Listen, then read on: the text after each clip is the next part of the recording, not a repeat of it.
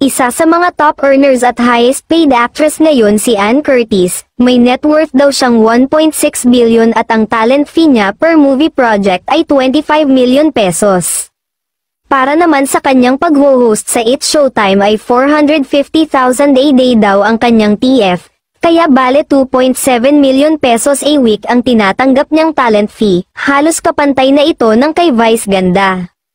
Milyones din ang bayad kay Ann Curtis sa kanyang mga endorsements, kaya naman nakapagpundar na si Ann ng mga properties at financially stable na.